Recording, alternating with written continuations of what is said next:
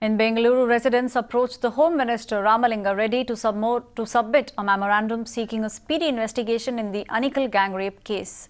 A 26-year-old woman was gang raped, brutally assaulted, her legs smashed and she was left to die. The residents also said no compensation as promised was provided to the victim. Shija, finally the citizens have gone and they have knocked on to the door of the Home Minister. That's right. This is something that, because remember, nearly 3.5 weeks have clearly passed by since the horrifying incident took place here in the outskirts of Bengaluru, and still justice has not been delivered to this particular victim, who's still trying to cope up with exactly what happened. Because remember, she was raped by 5 men, and she was also dumped right next to a garbage. She was semi-nude, and then she did not have clothes. She, in fact, crawled to safety.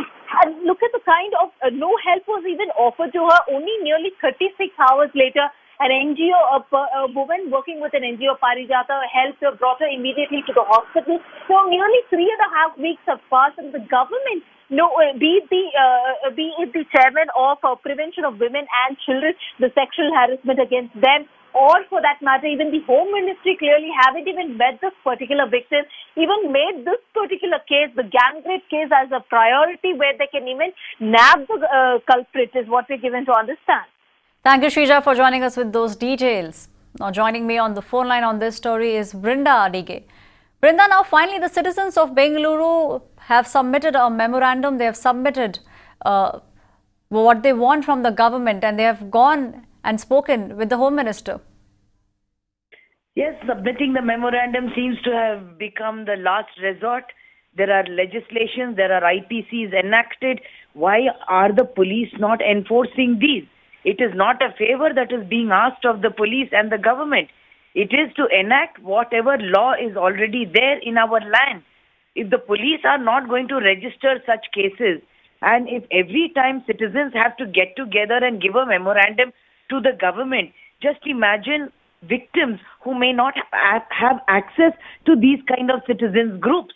Why is it that the police are refusing to register and get the FIR done and file the charge sheet? They have not also made any kind of evidence.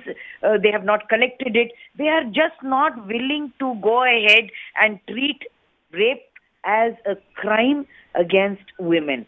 They look at it still again and again as if this has something to do with the morality part of it. They will continue to make excuses. Interesting point. You said that, it looks as if submitting memorandums is the only way out. Do you think so? Do you think that from here on we'll see more citizen groups submitting memorandums? Submitting memorandums is a good thing. The community getting together and making a submission. But my whole point is, why should we submit and then he will sit on that memorandum for I don't know how many days? Like Shrija pointed out, 3 weeks have gone by. What stops the police from registering a case and getting the charge sheet on and arresting the culprits? Have they even got all the evidence in place? Have they got all the forensics in place? Nothing is stopping them. They are trained for it and we have the laws. We cannot have memorandums being submitted to our elected representatives who will then sit on it for another 15 days. What we want to understand is, are these people serious about safety and protection of women? Are they serious that the rapists and the culprits are brought to book? Are they serious to extend that confidence in the citizens that if a case of this nature happens, come to a police station, we will register the case, and they are not going to be asking questions or casting aspersions on the victim survivor?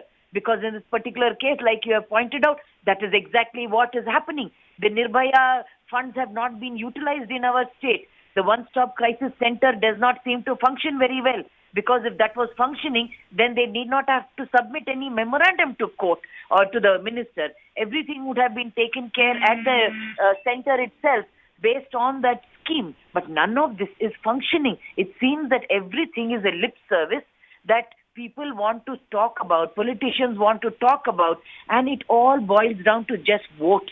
But when it comes to actual safety, actual protection, the law being enforced where it should be enforced, there is silence and apathy and inaction.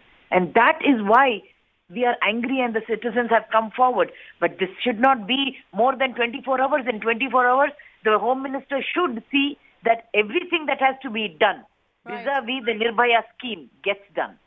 Thank you, Brinda, for joining us with your views on this story.